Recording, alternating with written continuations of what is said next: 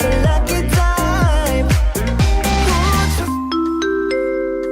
welcome to the Cruising is Life podcast. Whether you're a seasoned cruiser or just starting out, we have something for everyone. So sit back, relax, and get ready to set sail with us on the Cruising is Life podcast. Can you hear you, dummy? What's going on? Hello, everyone. Welcome to the Cruising is Life podcast. Welcome to another episode. Jerry, I think, just died. He just went dark. Figure. But hello, everyone. We're joined by our normal co-host Justin. Tyler is back. There he is. What's up? Jerry's back from the dead. I'm back. Hey.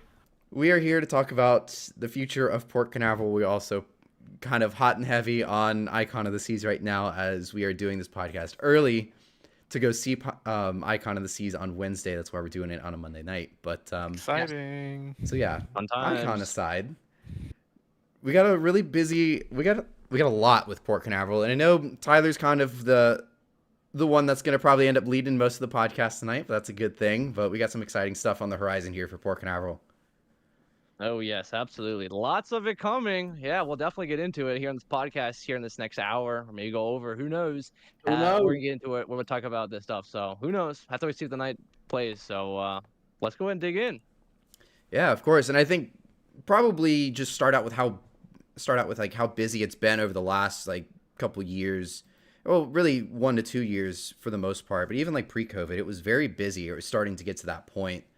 But lately, it's 4 to 5 ships during the winter season. It's very busy, and it's just going to get busier. We're now getting not even 2 new ships. We're getting 2 new cruise lines are going to start sailing here on a regular basis now. Yes, Princess and Celebrity. Princess is sending Caribbean Princess over to begin with, and then I remember what it was. I think 2025 Sky Princess, or right, yeah. I don't know, one of those. I believe it was Sky. One of the Sky and one Caribbean of those big Princess ones will join her, and then we have Celebrity Equinox and Celebrity Apex. I think is coming, right? Yeah, Yes, so Apex with Celebrity, it's going to be Equinox, and then the next year we're going to get Apex, whereas Princess. Yeah. We're going to get Caribbean Princess this winter, and then next winter we're getting Caribbean Princess and Sky Princess. So we're getting 2. Right, yes. Yeah, Sky will join Caribbean doing, I forgot what it said, but they'll be going the same time frame. Right. They didn't say what exactly the Sky Princess is going to be doing, and I think that's probably what they're trying to figure out, because there's nowhere to put her.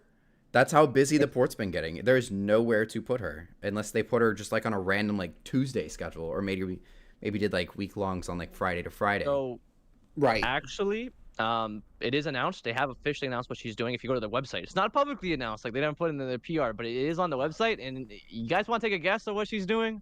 You're gonna be like, huh? Really? Is she doing weekend cruises?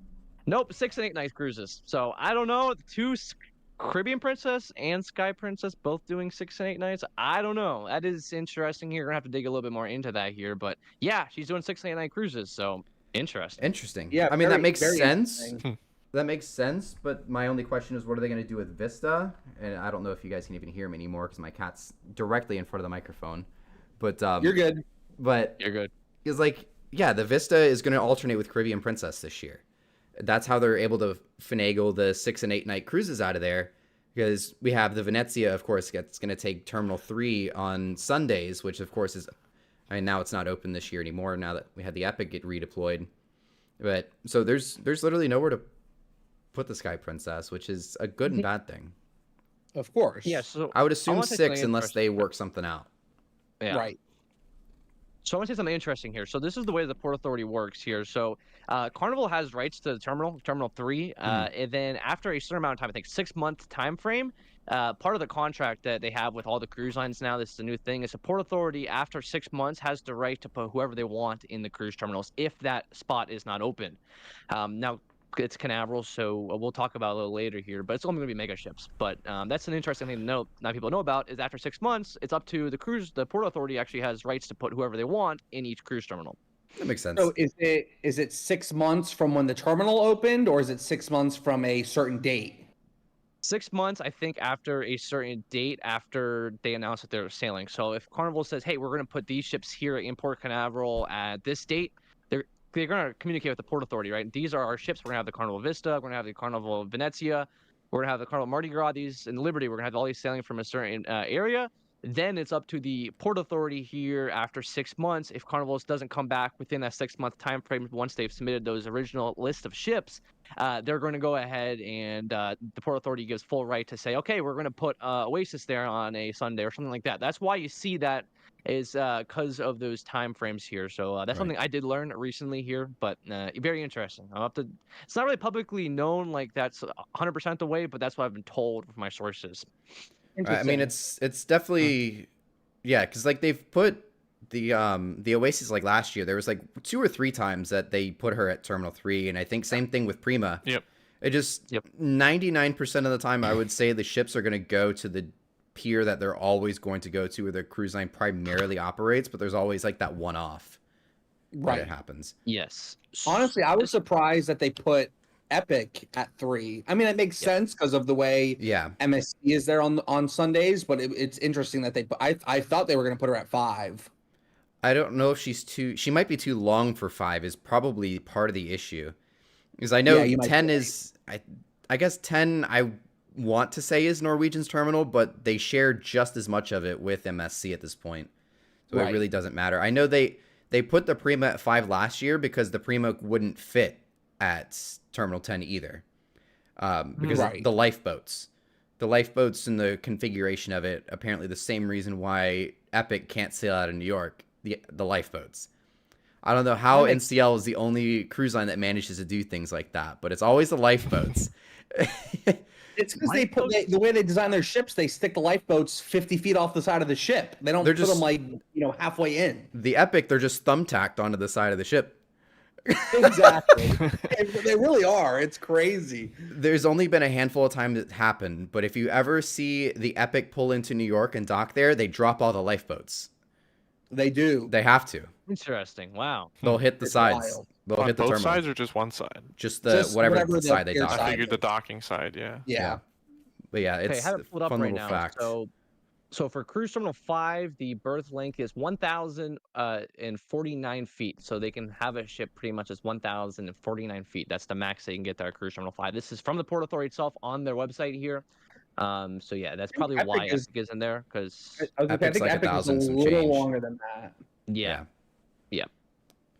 Hey, I'll take going out of 3. That's perfectly fine with me. Oh, seeing Epic at 3, that's so sick. We've already seen her dock port side that one time, but seeing her dock starboard facing outwards, she's right there. It's so cool. It'll be nice too, because I'm going on it in 3 weeks at the end of the month, whatever the end of the month is. Right. So it'll be nice parking wise and knowing that it's a newer term. I don't know how NCL's just their check-in process. I just checked in yesterday. Was a pain, but hopefully their checking system at the port is not that bad. So hopefully with the new terminal, it'll speed things up a little bit. Because when they went out of 10 with any NCL ship, it was awful. Right. Oh yeah, I'm sure. Terminal 3 seems to have pretty good logistics, in all facets. The traffic isn't too bad. You know, it's brand new, and I'd hope that they would have something figured out. But yeah, some of the traffic in those northern terminals can be really, really bad. And the camera went out again for some reason. Oh my word! There we go. There I you don't know go. what it's doing. Yeah, I mean, I sailed out of 3 when I did Mardi Gras last year, and the traffic getting into it is pretty rough. But that was also peak boarding time. Mm-hmm. But when I say there's traffic, the traffic moved very quickly. The traffic was backed up to pretty much past where, to that light, as you're approaching Terminal 3 and 2.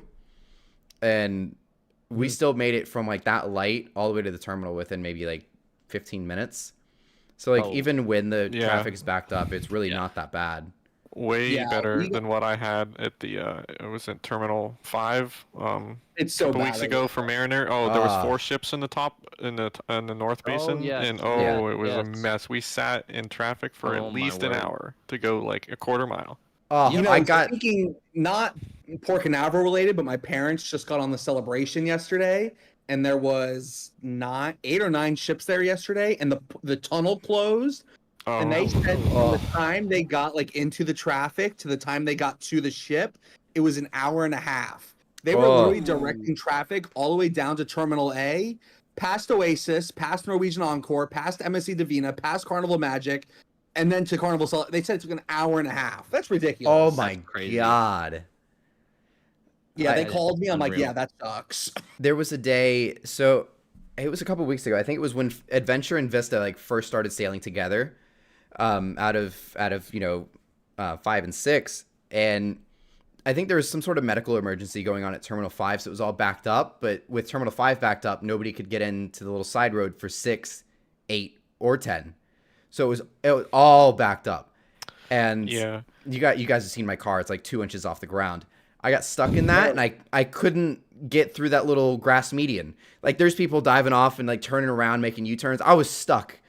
I was trying to ship spot, man. I got there like 2 o'clock. I didn't get out of there until like 2:45. That's why you got to get a Kia Sportage, be higher up off the ground. I just want to buy like a piece of junk car for like $500 to make that my ship spotting rig. But I almost did that with my grandpa's car, but then he totaled it, so that was out of the question. Of course. Why would it work out? Bolt the camera rig to the side of the car. That's what I was saying. Exactly. Like, you ever seen that? I think NASA Spaceplane has a truck, and they have. That's what you need to do. Known by many monikers, that truck with cameras on the side of it at the Cape. I've heard a lot of good things and a lot of bad things about that truck, which is. Is it like a Toyota? Depends who you ask. It's a real piece of work, that's for sure. I'm just gonna buy like a piece of crap 1990 Honda Civic, slap like a sticker on the side of it that says "Cruising is Life," and send it. That's right. If you get stuck on the side of the highway, I'm not picking you up. It's a Civic. It's be all right. And you gotta put you can go 50 years with that thing; it'll be fine. For real. Yeah. Or what you gotta do is you gotta wrap the whole vehicle in like your logo, your face. You gotta have your channel. Hey! My budget's $500.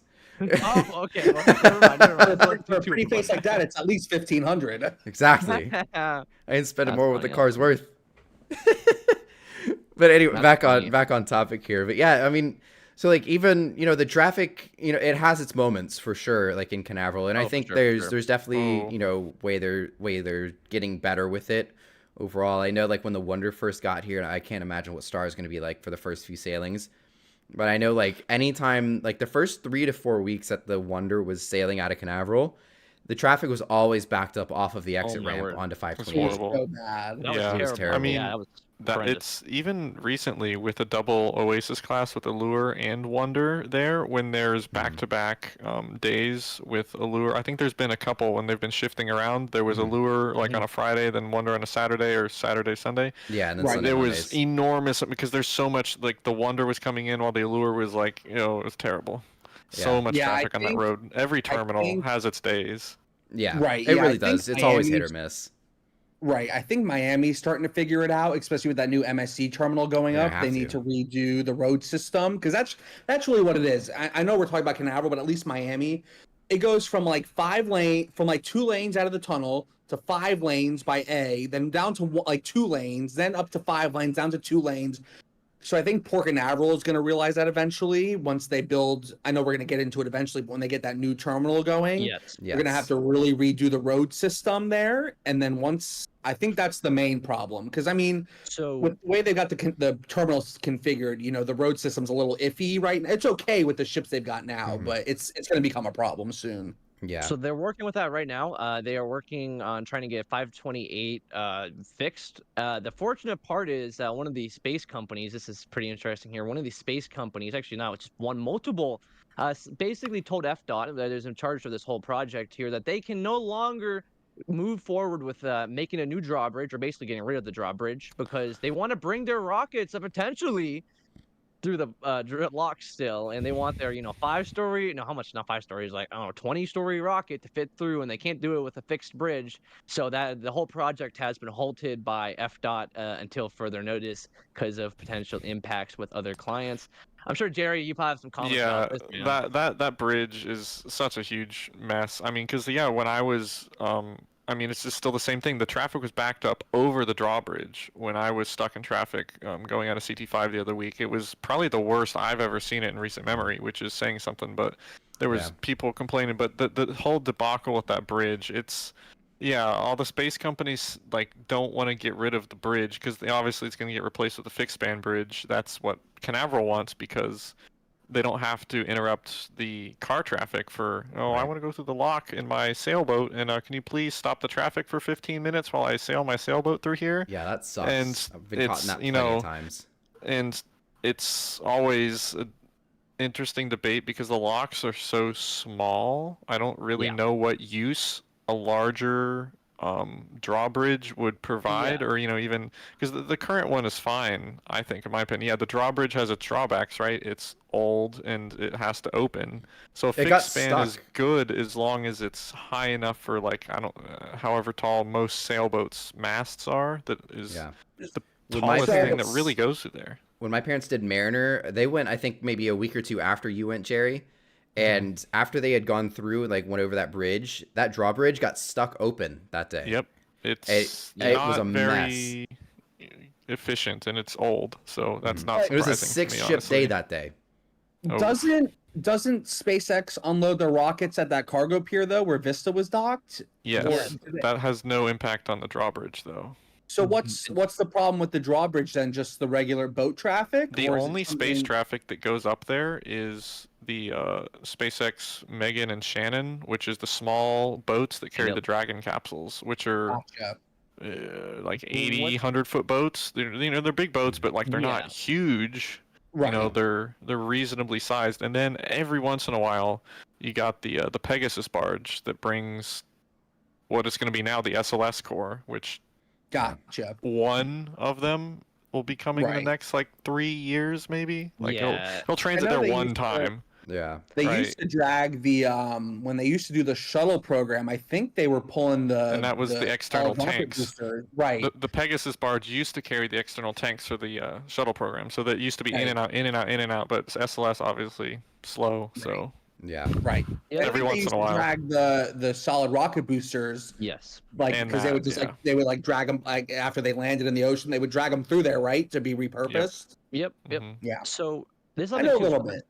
It's not really what Jerry's saying. It's not the reason why the space companies want to pause. It's because SpaceX, I think, is the one really pushing this. Is because they're hopeful that they can bring a Starship from Texas by ship. Which again, you're just how on earth that's going to happen in the first place? But that's what they're kind They of don't bring off. Falcon 9s through there. I don't understand why they want to bring a Starship through there. Exactly. It's absolutely ludicrous. Because the deal with they want the idea. They just need to build a pier off the coast of the north end of the port, they really should in the NASA area, and just find a way to shuttle it from the coast to because the launch pads are pretty close to the coast, right? Yeah. Well, I think the idea is they don't want to transport it. It's much, much closer. Once you get through the lock, you can go all the way up the intercoastal next to the VAB. Whereas where they unload the Falcon 9s right now, they have to put them on a transporter and take them a long, winding road up through the Cape and the Space Force Station, all the way up there. But the deal with the Starship is I don't believe they're able to transport it horizontally. So it will have to be transported vertically in any means that it's brought here. So on the barge, it'll be sitting upright. And that's why they don't want that, because it's enormous, absolutely enormous. There's no, I don't want to say no fixed span bridge in the world, but you're not building a bridge that big here that's fixed span. Right. No, it's definitely an inconvenience. No, but then I would that's one of the unique things about Canaveral too. Is just we have all the space stuff that's going on too, and I mean I was ship spotting. Jerry was there too, but we were ship spotting 2 days ago, and as the Seashore was coming out, there was a rocket launch going off. What was it, Falcon 9 the other night? Yeah, there was a Falcon 9 when the Seashore was crazy. Coming out. It was so cool. The ground was shaking as it was going up, and the Seashore's just right there going in front of me too. I think there was one this morning, right? I don't know if it was a Falcon 9, but I think there was one this morning. Yep, it's the first ULA Vulcan went up this morning too. I saw that was pretty cool. Yeah, Gary was there for that. Yeah, I was awake. Of course. He's the SpaceX guy. 2:18. Jerry's the space guy. We've got Mr. Harbor Pilot, and we've got Mr. SpaceX. That's right. And then we just have the two other dorks me and Justin that are just ship spotters. We're just a bunch of degenerates. Exactly.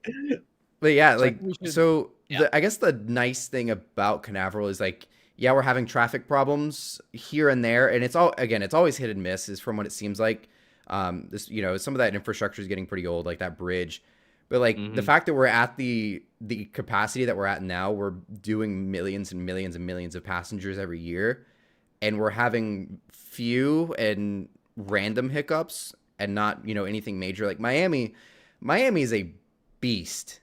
Miami's a beast to be reckoned with. Like it's ridiculous. Getting anytime you go to Miami, I mean, even we're going to see Icon. Like Jerry and I are driving down tomorrow. Like we're getting down to Miami is just gonna be tough in the first place. Just getting through the city, getting through Fort Lauderdale, and all of that. But like, and then of course, like you mentioned earlier, like the tunnel shuts down in Miami, you're done for. Like everybody's done for, especially on a 9-ship day like that.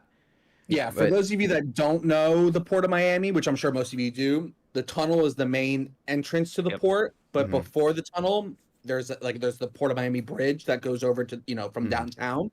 But if the tunnel closes, you have to take the exit, which is already under construction because they're redoing that whole intersection. And you guys will see it whenever you guys come down. It's a mess down there. I saw it last year because it was closed. There was an accident in the tunnel the day I got on Symphony. And that was like an 8-ship day. So they already opened part of like the new bridge part. So the directions are already messed up. And if the tunnel is closed, you have to drive through downtown, like by the it used to be the American Airlines Arena, whatever they call it now, but it's where the Heat play, the Miami Heat. Go Heat. And you have to drive through. There's about 15 different lights you have to go through before you get to the bridge. And it's like before the tunnel. That's why they opened the tunnel, was so they didn't have to drive the traffic through there. Right. It's a disaster. And it seems like recently the tunnel has been closed a lot more for whatever reason. I'm not sure. I think yesterday was because of an accident. But it's happening much more than it used to happen. Open, it's no problem. If the tunnel's open, no problem. But if the tunnel's closed, it's bad. Especially like yesterday, there was 8 or 9 ships there. It's bad. Yeah.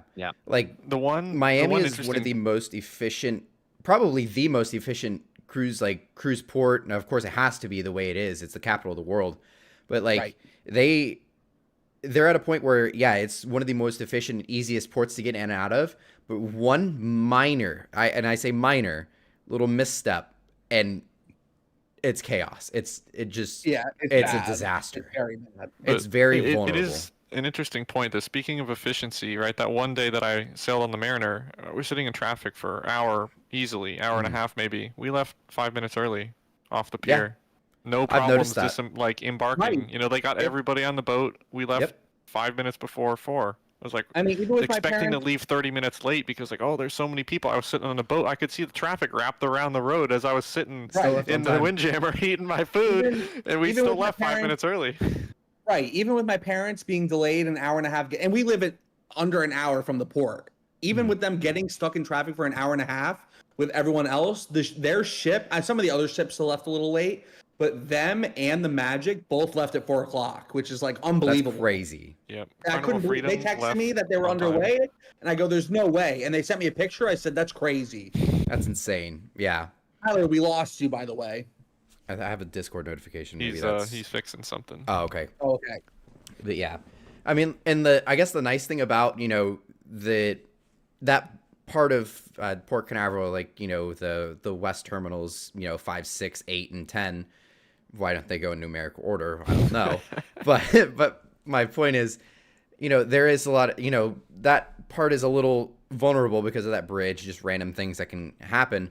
Whereas we'll get to in a minute, Terminal 4, the new terminal, is not going to be over there. It's going to be that general direction. It's going to be that same turning basin, but it's going to be along the same strip that 3 and 1 are. Which will be south side of the port physically from that drawbridge. Exactly. So that's going to be a big plus. And I guess that's kind of a good segue into Terminal 4. Terminal 4, for those who don't know, right now we have 6 terminals in Port Canaveral. We have 3. That was the brand new one that was open for Mardi Gras back in 2020 and 2021. But that was the most recent terminal. And then, of course, one was... I don't know when one opened up, maybe 2013, 2012. I have no idea, but that's one of the newer ones as well, on the south side of the port. But Terminal 4, and again, Tyler's probably going to know a lot more information than we all do, just because of how in tune he is with the pilots already. But Terminal 4 is going to be on that little strip there, so it won't be susceptible to all the traffic, and I'm sure there's going to be different traffic patterns getting in and out of there. Right. Yeah, we'll be west of where Terminal 1 currently is located. Yes. Yeah, it'll be interesting to see how they do that. I mean, I'm sure part of that construction project is redoing the road system down there. Right. Because it's there's a lot of restaurants and shops in that general area, and what do you call them, like marinas, like where they keep like people boats. They have to move an entire marina, don't they? One of the things that we'll be moving though is the marina, so we'll see. So I mean, the marina doesn't inherently have a lot of traffic on its own, so right, exactly. People get their boats and they leave. Yeah. Exactly. Yeah, that's pretty much why they're wanting to get rid of it, is because of that exact reason. Is that the fact that not many people use the marina. That another thing too is, if you ever been driving by, you notice that there's a bunch of shops near that marina, right? Yep. And half of them, which is the reason the Port Authority kind of is like, okay, is half of them have no, like, why are you at Port Canaveral? Besides being at the port, like, why do you don't need to support any of the industries there. You could be down in, Cocoa Beach and be just fine. It's not going to impact your business. Like, there's some weird, there's like a gun shop. I mean, some of these don't Victory even need to Casino. be there, right? What was that? That's way we're not. All right. Ooh. Caleb, if you're watching, I'm so sorry, but You're catching a cold sneezing. Needs to go somewhere else.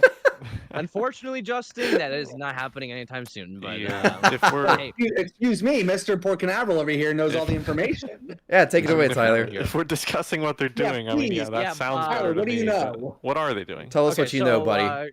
So basically, this terminal, cruise terminal number 4, again, all this information is public. You can go look it up yourself. Yes, it is. This is not me speaking. This is not me speaking. Oh, I heard this from someone. This is public information here. It's on the Port Canaveral website. Again, I encourage any of you, if you want to find this information, head to that website. They have it posted there. Basically, what we know so far is it will be pretty much the biggest cruise terminal they have.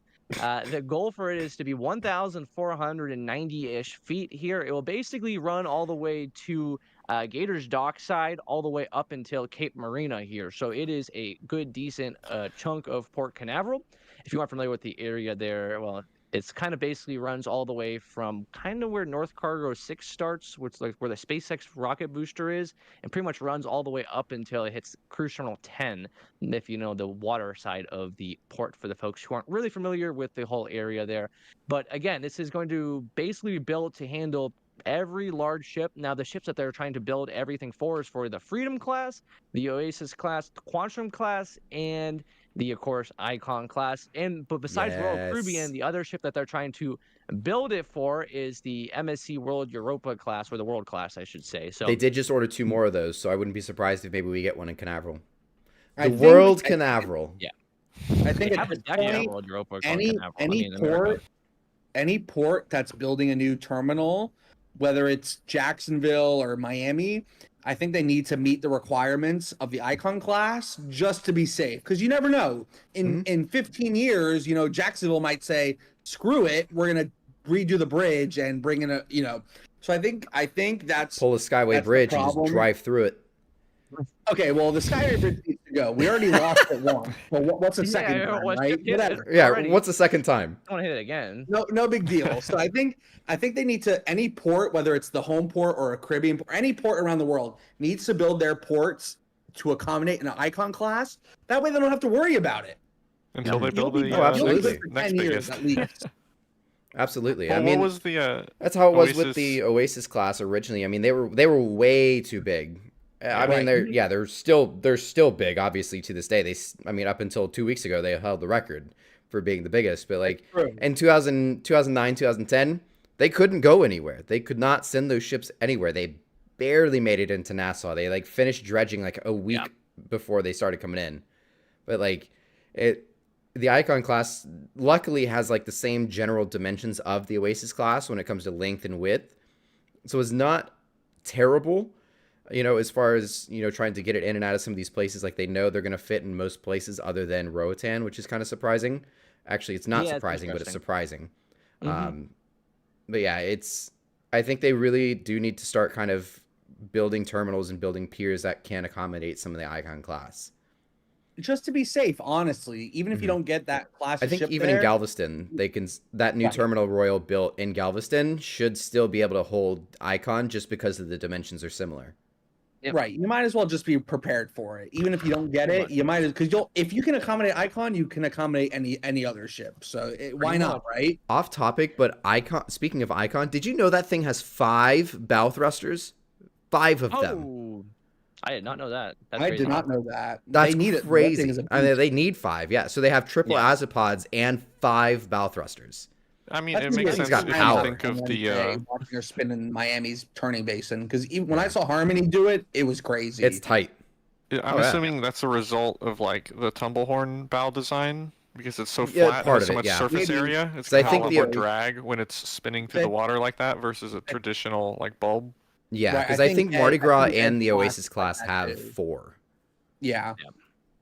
So it's just crazy that they need 5. It's probably because of that bow design too, partially, but the ship's also 250,000 tons. So The other Yeah, thing it's a little big for normal cruise ship. Even for the Oasis class, it's a little big. yeah, the she's other definitely thing got too some is when power. they build these cruise ships, is well, especially the bigger cruise lines, not MSC. They unfortunately MSC doesn't like to build their ships this way, but all the major cruise lines, they build themselves so they don't have to use anything as possible, right? Because when you're in a cruise ship, most of the ports in the Caribbean, Coco Cay, for an example, you go to the other ports, like some of the other Caribbean ports, they don't have tugboats or vessels to support you if you're, but your engines are down. So you need to have systems in the ship so your vessel can be very maneuverable, because you most of the time can't use a tugboat, and if you can use a tugboat in the Caribbean, the tugboats can't be able to do the work of the sizes of ships. Look at, for example, in Canaveral. For a point in time, we didn't have the appropriate tugs until just recently that could handle these size of ships with the bollard pull and all that stuff there. But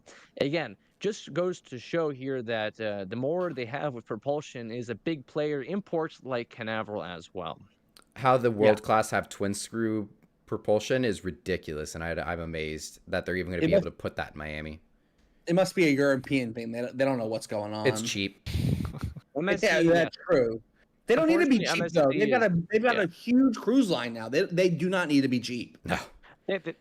So MSC, what I've never noticed, MSC isn't cheap in the actual aspect of their ships. Their ships are absolutely beautiful, and they're like the top of the line, right? Mm-hmm. Oh, absolutely. But every other parts, they'll spend that money they're going to spend, building a fantastic ship with like propulsion wise. Like Royal Caribbean, those ships are like absolutely, magnificent to handle, right? They handle like class. They're absolutely beautiful. But MSC would rather spend the money in building, guest-facing stuff, and they would rather not spend the money with the maritime stuff. Look at a prime example, Ocean Cay. It's the only private island in the Caribbean to have a tugboat full-time. That tugboat, there's a tugboat there full-time, no matter what. It's crazy. It's only, MSC captains like to hit stuff, Caribbean. too. That's true, but I do have to give them credit, and Brandon, you and Jerry will see either Tuesday night or whenever you guys come in, you will see that new terminal they're building in Miami. Oh, so excited to see that. Is unbelievable. I think they filled in. I think I was here like a week ago. I don't even remember, but I think they put in most of the glass on the terminal. That terminal looks unbelievable. I mean, it makes Terminal A look like it's out of date. It looks unbelievable, and you'll see it whether it's Tuesday night or Wednesday morning. Yeah, because A and B are huge.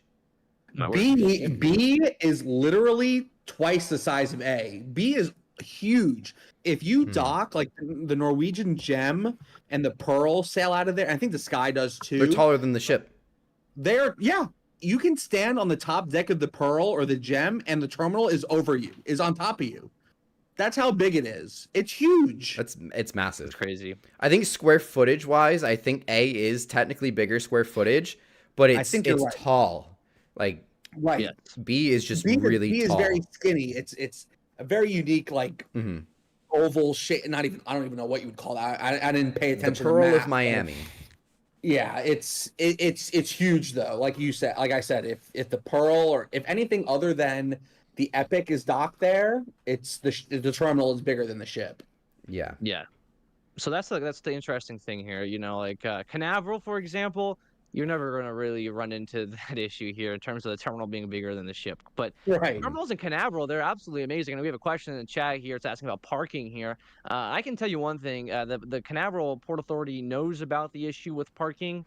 and the traffic as well there. And they're working their best. They're working there every day trying to get it fixed. So for CT1, which is the person in the chat is asking about the question there with CT1 with parking, CT1, they're going to use sublots now, which they have now, and they're building more spaces if the need arises. However, they've noticed that with the amount of spaces that they have, that they do not need to build any more lots with the Allure of the Seas. Now, when Star of the Seas does come out, they're going to probably build a few more. But again, there's not a need right now that they see with the operations to build more spaces right now because the ones they have now aren't always full here. Now, one thing that they do find interesting here with Cruise Terminal 1 is people are like, oh, they need to put a parking garage. Parking garages are down the line, but for now, the sublots will be the fixture there in Port Canaveral. But yeah, as you were mentioning there, Cruise Terminal A, whole Miami, that new terminal there, that is absolutely beautiful. I was on Independence of the Seas. That pretty much goes all the way up to the pilot station, which is like the furthest most point of the port. So it's kind of crazy.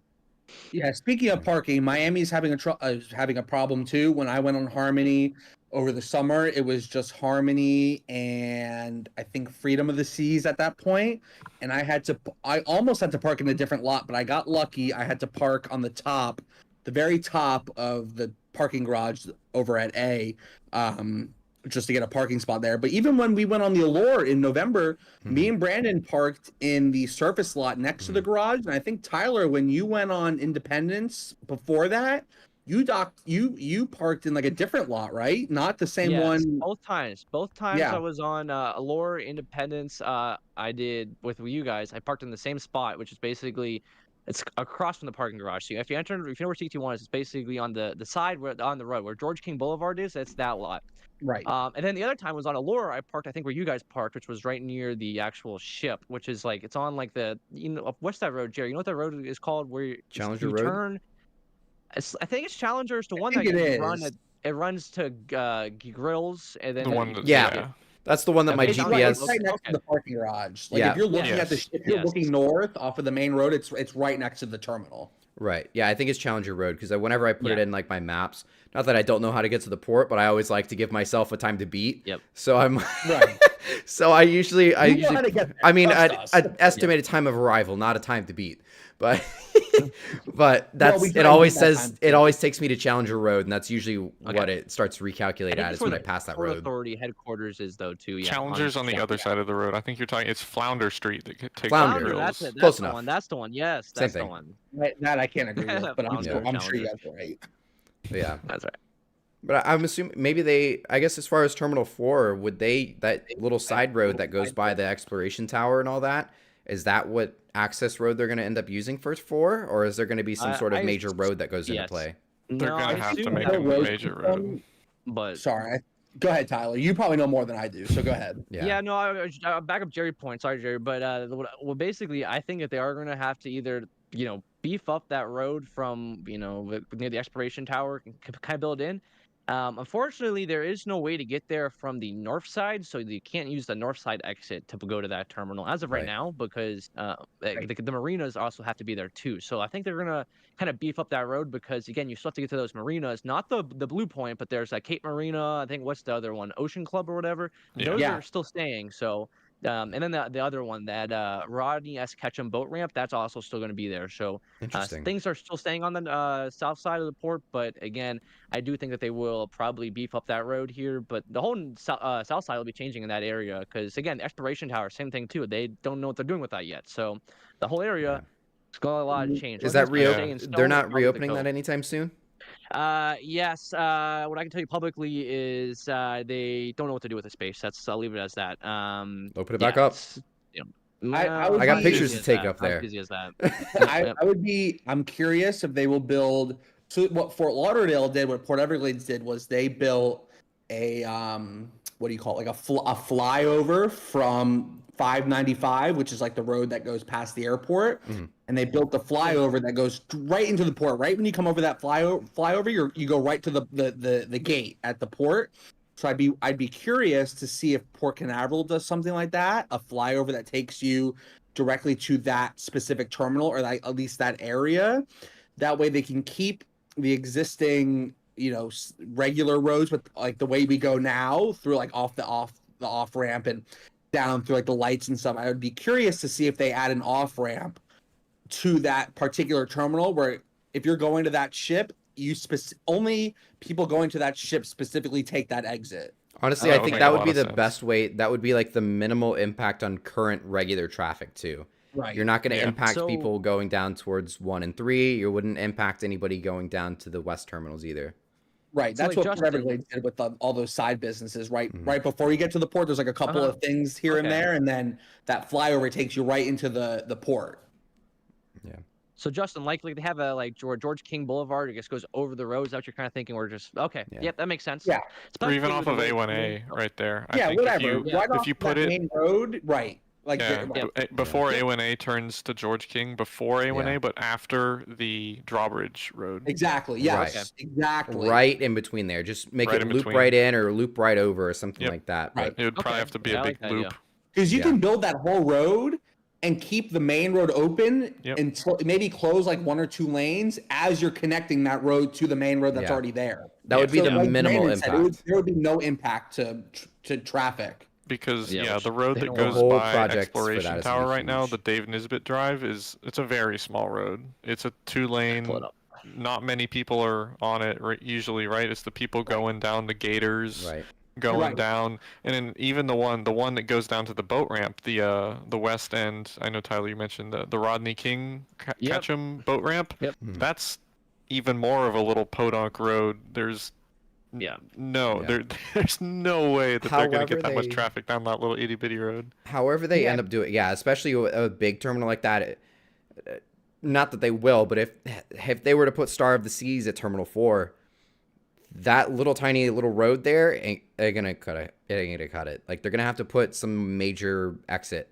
Honestly, I think like putting an actual dedicated exit would probably be the easiest and like least impact on current traffic.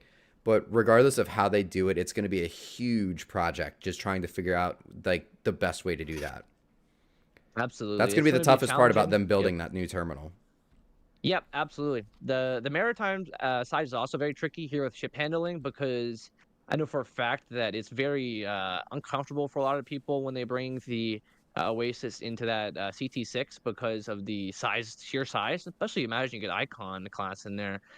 The West Basin is not really designed for big ships like the Icon class or even the Oasis class. It's not really designed for that in terms of turning. Like if you ever watch how big they enough turn though, out right? of the West Basin, they can't do a 360. Really? What was that, Brandon? Yeah. It's big enough though. I guess like it's wide enough of a turning basin for the Icon, but it's just very tough to do from what it sounds like. Yes, they can basically go straight in, like they can pull straight in, like they're going to go ahead to straight into basically CT6. And then what they do is they'll then back the ship in. So they don't do a full 360. You know, if you watch Miami when they do the turnarounds, they do a full 360.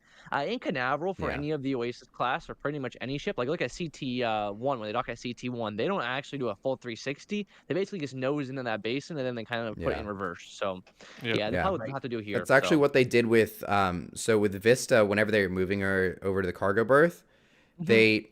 Like Jerry and I were both sitting there, but like they drove the nose in, like almost to like where we were standing over at Gators. Like they drove it in, and then they just spun the bow hard to the port side, and they spun it that way, and then they started like reversing, and then it was such a weird maneuver just to spin a ship right in that big wide basin that they had. Yeah. Yep. I'll have a nice time lapse video of that up. Oh, it was so cool. That's such a good time lapse. And in Miami, like you said, they do a I gotta go back to high school, man. I think they do a 180-degree turn in the turning basin, but every ship does that except for the Oasis class, and I'm sure Icon is going to be the same way. They have to pitch it in just a little bit, don't they? They pull the nose, especially when I was on Harmony, I noticed this. They pull the nose of the ship all the way almost to that little park over there where they're going to have that party for Icon. They spin the bow, they put the bow in, and they turn it, and then as it's turning, they like I don't even know how to explain it. They like back the ship up as it's turning to give it more room, and then as it's backing up, then they start to pull it forward about halfway through that spin, so it goes in and then does like this. It's a very unique maneuver in Miami just for the Oasis class. Any other ship just goes in, does a 180-degree turn, and heads out, but the Oasis class is a very unique They pull in, they go forward, then backwards, and it's very weird. It's not that hard to do. I do it all the time in my little cruise ship handling simulator on my PC. Okay, It's a piece of cake. That game before, Look, and you hit every Brandon. Captain Brandon at your service. I only sunk the Quantum in the harbor twice. All right. Yeah, don't. If you want to cruise in the future and Brandon's your captain, get off. You better get off the ship. Get off. It's not worth it. It's not worth it. That's it's funny. not That's worth it.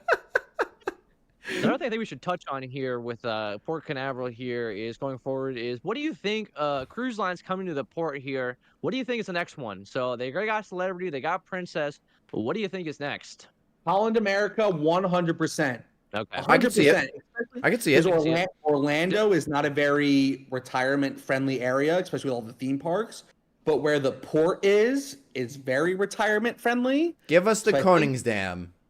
I think Holland America is going to be the next. I mean, I don't know who else could come here with that we haven't had. Margaritaville.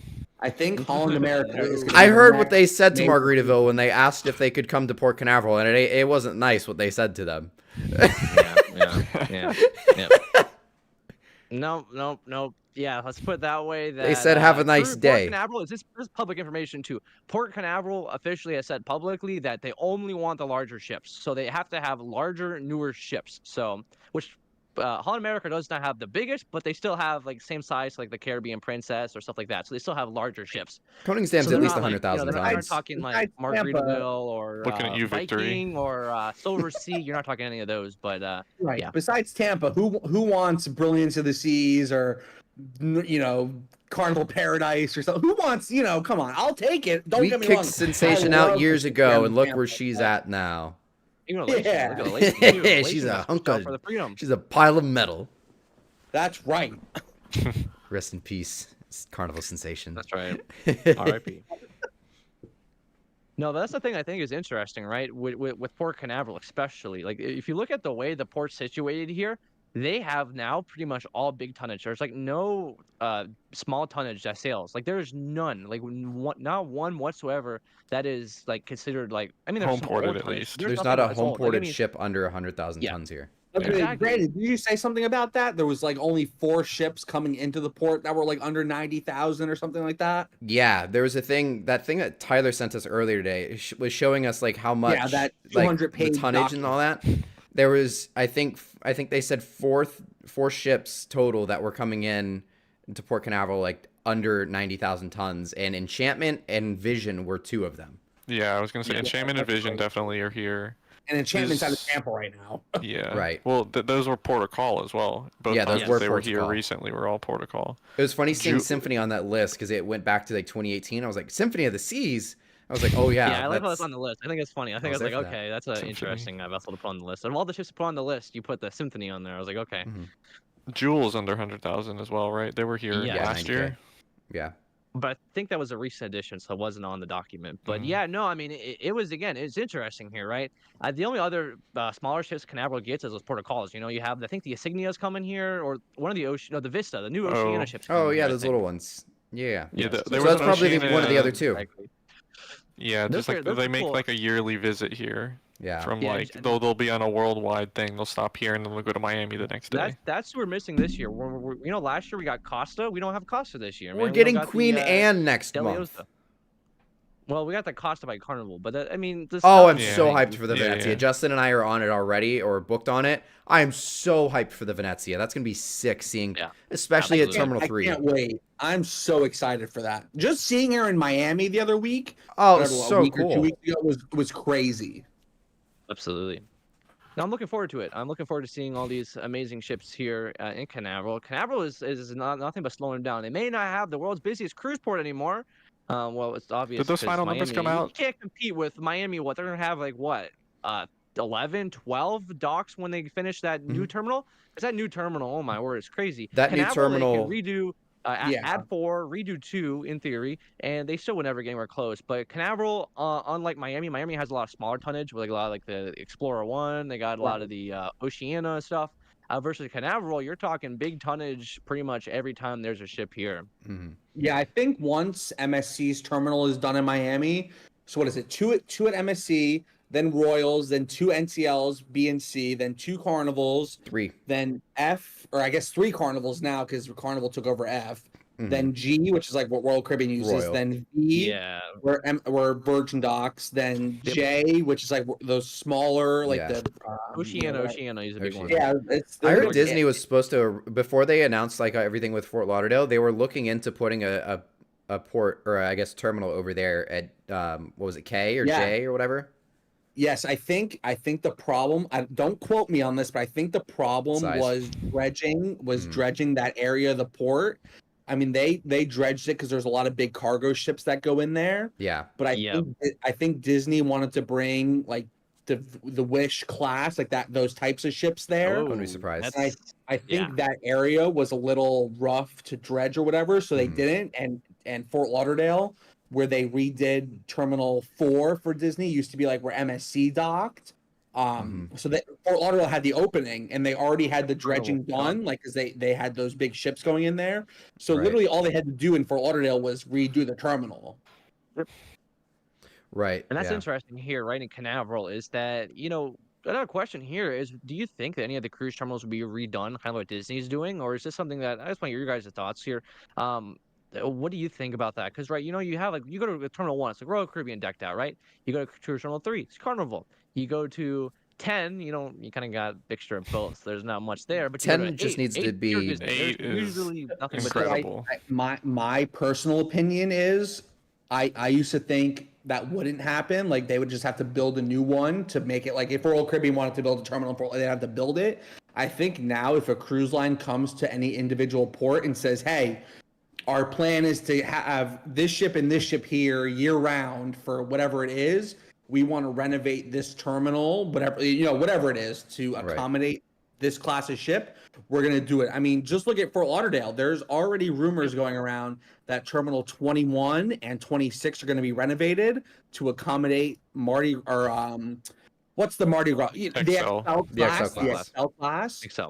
So I think if a cruise line goes to the port and says, "Hey, we want to renovate this terminal. We want to keep this class of ship here year round," the port's going to say absolutely.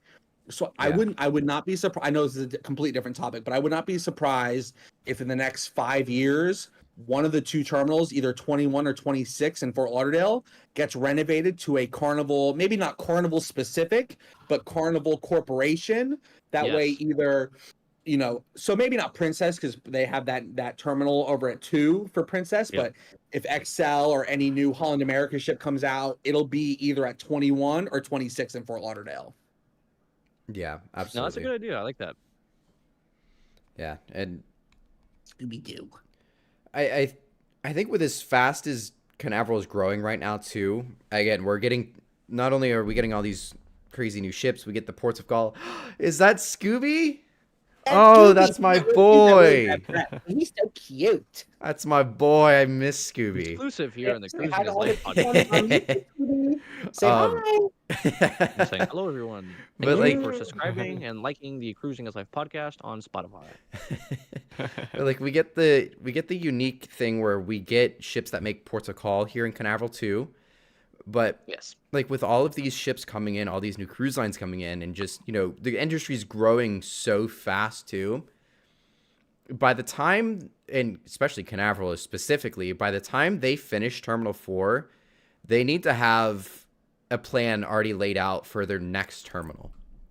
They're going to need 8. Move the Victory. They need to go. That would be the easy way out. That would be the easy way out. Just kick Victory Casino out. And then, just call it a day. Sorry, Victory Casino. Sorry, Victory 1. Sorry, Caleb. But we got a lot more money to make here in Port Canaveral. And I mean, it's kind of like Justin said. I mean, some of these ships, especially nowadays, they're so big. The impact on the local economies by bringing in a ship, any ship of these size, like, that's a big deal. Yeah. Like, that's going to be a huge thing, and it's going to be to the point where the cruise lines can go wherever they want and say, hey, renovate this terminal for me. They're going to do it. They're not going to want to miss that out. Or they're not going to want to miss out on that. The only other realistic cruise lines came into Port Canaveral and said, we want terminal, whatever, I guess terminal 2, wherever Victory is. We want to use that area to build a new terminal and keep 2 ships there year round. What is Port Canaveral going to say? No, there's no way. They're going to have to. Victory Casino is on a very limited time frame at this point. Their clock is ticking. Yeah. If Royal Caribbean pulled up to Canaveral and said, or say Norwegian, or actually, I bet you MSC would probably be if Terminal 4 goes to anybody, it's probably going to be to MSC. I kind of have a feeling. Just the way that MSC is doing it, because they're building that new terminal in Miami. That terminal in Miami is going to be enough to fit 2 world class. Not one. Those are 7,000 passenger ships. But so they're already taking 10 away from Norwegian. So I would say they probably end up taking 4. They're also building a new terminal in Galveston too. They're sending ships over to Galveston. Crazy. MSC is making a name for themselves over here in the U.S. and they're kicking butt and taking names. Yeah, that whole Seaside class or whatever they call it, that the Seaside class, is designed for the American market. There was a whole advertising campaign going on for when Seaside first came out in Miami, specifically. Hey, we're an Italian cruise line, but these ships are for Americans, and so fun Italian style, trying to branch out to our market. Yeah. Right. Yeah, what I think is interesting here is that, as you were mentioning here, MSC is getting tough for another day here, but MSC is doing really well in here at Canaveral. Canaveral is their first expansion in the U.S. besides Miami. And look at all that's been doing here. And look at it. Even look at, for example, other ports here. They're out in New York with the Meraviglia, of course. But where does the Meraviglia stop at? Almost every cruise when it stops in Canaveral. It goes to Miami occasionally. They do rotate halfway through where they will still do the Bahamas, but they'll switch with Miami. But still, most of the time, it's going to Canaveral. Again, it just shows you how great of a market it is, because Canaveral gets also a lot of traffic, and a lot of how Canaveral is able to stay one of the busiest cruise ports in the world is those midweek port of calls, because getting food in New York, getting fuel is way more expensive. So they come down here to Florida, get those, lower taxes and all that stuff, and it works great. So again, Canaveral Port Authority, there's some of the hardest working port authority out there for considering the size and scope of the port. They're again, if people don't understand, they are the hardest working port authority out there. They are every day, and it's not just like they're it's hard to explain here without showing the folks, the viewers at home. But Port Authority Canaveral, amazing job done. They have a lot to juggle here. You got the cruises, you got the space industry, and you have the Navy. The Navy and just the government in general owns a tremendous amount of dock space on the north side of Port Canaveral that takes up what could be used for lots of stuff, but they're never going to get it because the Navy owns it and they don't want anybody touching their stuff.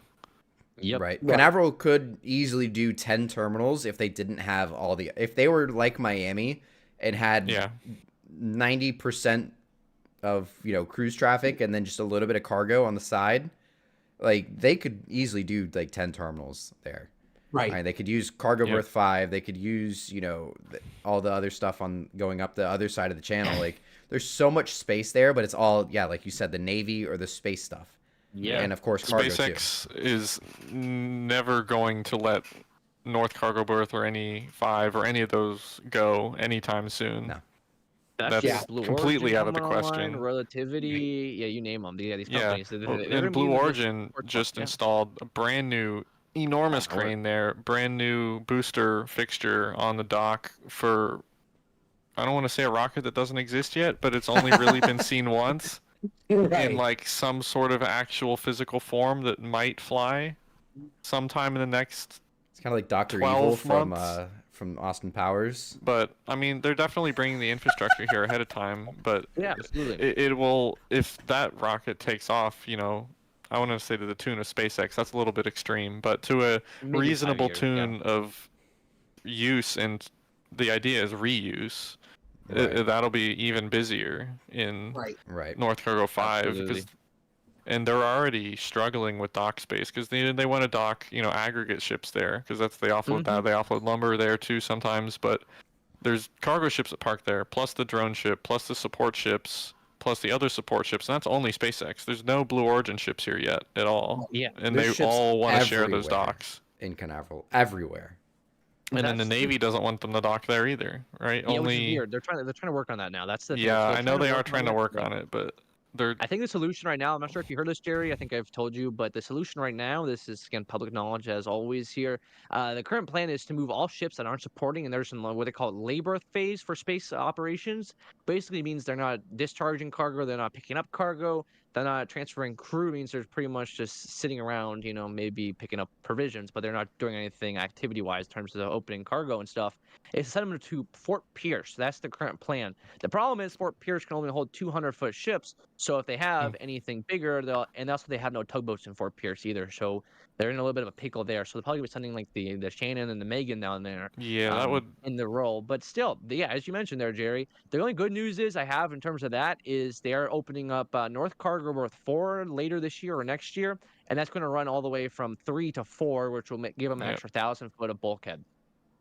I gotta be honest with you. I didn't even know Fort Pierce had a port. You lost me there. I didn't know either. Especially for those smaller ships, I think what it's going to get. Vero Beach. I think it's just south of there. South. It's closer to I think it's about halfway between here and your parents. Oh, okay. Give or take, it's about halfway. Right in the middle. For potential expansion outside of CT2, the only reasonable place that I see them doing is where the restaurants are right now, and that is going to grind a lot of gears with people and locals, and that's not going to go over easy if they did. I mean, they're well within the right to do it, right? They own the land, they can kick them out part of the lease, but oh boy, will they ever get a ton of backlash if they kick those restaurants out. Right. Push them somewhere else. If there's anything I learned from SpongeBob, is you can just take it and push it somewhere else. The only somewhat reasonable option that I see is if you look at Google Maps from Gators, you have Gators, Rusty's, Fish Lips, Seafood Atlantic, and Grills. They're hilariously spaced out. There's so much dead space there that does literally nothing. They could put them on the other side, like on the western side of Terminal 4, kind of like along where the canal is and like where all that. Like they can just move them down the road or just move them inland, like a few hundred feet. The thing that I think if somebody really, really, really wants to get in right there, the port I think is going to say, okay, we're going to build you a new building here first, then demolish the old one, and then continue with construction. That's I think. Yeah, and that's a lot of money. Yeah, but somebody's going to fork it up if they really want it. I think that's the best option, honestly. The port would do it, and I think it'd be the right thing to do, and I think they definitely would do it. I think it's definitely the right thing to do, but they don't have to do it. They can kick them out and destroy the restaurant, but oh boy, will the backlash be. Yeah, I mean, you're affecting the local economy. Those are local restaurants. They want to make money, those are and local employees, local workers, gets a lot of all that type of thing. There's a lot that goes into it, but I mean, Port Canaveral is, they seem to be run by some decent people from what it seems like. So I don't know. They could be a bunch of scumbags. Who knows? But it's not the first time that they've wanted to kick the restaurant. There's been times in the past where they thought that they were gone. Right, talking with people in the restaurants, they thought that their time was up, but they've kept them there for now. So I think as long as they've kept them there, I think they're sticking with them. Yeah. Yeah. The thing is, they can't get rid of any much more because if you already read the comments on Facebook, I'm not sure. Have you read the Port Authority the official Port Authority Facebook comments? Some of those are they're interesting, to say the least. Facebook comments the social media team at Port Canaveral is probably one of the best out there. So props to them for responding to all that stuff because I wouldn't respond to that. But yeah, I'm not sure. Brandon, Jerry, Justin, have you guys seen that stuff? The comments? Oh my word, it's ridiculous. The anti-cruise stuff. Whenever time they post like we're number one, they're like, oh, go figure. It's crazy. Probably the most. Go figure. Yeah, because we're the best out there. That's right. Yeah, people are like, no, you're the Fisher people. Oh my word, it's totally something here. Yeah, there was Schmitty, Warbin, Yankerman, Jensen. That's right. He was number one. Number one. We're recording SpongeBob on the podcast tonight. If you don't watch SpongeBob, get out of this live stream right now. Oh God. That's right. You gotta watch SpongeBob, guys. But yeah, it's funny though because I get so many anti-cruise comments on my videos and my shorts and things like that. Oh my word, yes. But to me whenever I start getting hate comments, I'm like, a video must be doing pretty good. Yeah, that's the indicator something's doing really well is I start getting hate comments or people definitely. The biggest one was on on my TikTok when I was getting some big videos on TikTok. That was right after the Titan submarine incident, and the amount of Titanic 2.0 comments on my video. Oh my lord, it drove engagements, and I stopped caring after a while because there was so smart. The amount. Gary, you brought up a horrible conversation. Don't even get us started on that. Oh man. I'm going to hell for Cruising His for Life some of podcast, these. not the Titan His Life Me, podcast. me and Brandon were in Port Canaveral the day that happened. I remember vividly. Justin looked. We were watching the Oasis come in. I think we had just booked the Venezia too. This is even funnier. As like Oasis is coming in, and like within that 30-second span of, all right, we're booked on the Venezia. All right, we look over and there's the Oasis, and he goes, "There's a submarine missing." I go, yeah, there was a submarine going to the Titanic. I think it just exploded. Classic. Not funny, but That's funny. it was some not. wild, Definitely not funny. wild Rest in peace. memes. It's funny the fact that like the irony that you were at Port Canaveral. That's the funny part of it, is that like you were at like the Marine Center right there. But yeah, it's very tragic of an event. But Yeah, absolutely. that's crazy. The memes were a irony little of the unhinged. location and all that stuff. I gotta be honest though, if there's another company that sends people to the Titanic on, vacation style trips, I'm in. I will risk it. I want to. Could you do not value your own life? Could you imagine a YouTube video going down to see the Titanic? Speaking of, That is did you know Mr. Beast was supposed to be on that? He was like signed up to go on it. I heard that. Yeah. Well, Not that I if watch Mr. Beast or anything like that, but like he's, I mean, obviously a very predominant YouTuber, but Right. I don't watch him either, but if Mr. Beast wants to partner with us on cruise videos, no problem. But like if he doesn't, he did. He did Margaritaville. He did the Harmony. I mean, this guy is Mr. Cruise Show. You're telling me Mr. Beast went on Margaritaville at sea? He rented it out for like an hour, and the whole boat. Jerry, what video was that? Have you seen that video? It was it was a collab, and yeah, somebody's so echoing. But I was gonna somebody is and they had echoing. to check. Yeah. But out of all the people to collab with, he collabed with Tom Brady. So if you ever become Tom Brady, you can collab with Mr. Beast. Well, I'm basically Tom Brady in certain senses. But please, if someone from Royal Caribbean or any other cruise line is watching this, please partner with the four of us here. You will not regret it. Yes. Yes, we could even go to. I'll sit in the comedy club ever. Look, we would run the comedy clubs. Honestly, we're a bunch of clowns. That's right. They'd be flocking to see us here. You know what? It'd be so funny. Ugh. You know one thing too is we'll do a live Cruising His Life podcast in the main theater, and we can have like a live audience. Just there you about go. to say that. There's You can do it in front of a live audience. That would be so cool.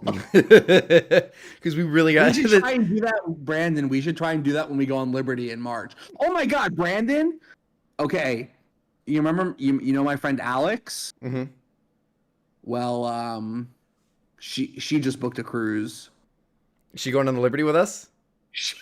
Let's go. She is going on. So she went on Independence with us. She went on Allure when I went with my family, and now she's going on Liberty with us. She FaceTimes me the other night. I'm sitting at the Contemporary Hotel in Disney World, and she goes, "I just booked the Liberty of the Seas." I go, "Oh, when are you going?" And she goes, "March 15th." I go, that date sounds familiar. Bro, that's funny. This is making it 10 times funnier the way you're leaned into the camera because it's so cropped in. You're literally, it's just like your eyes and your nose in the camera right now.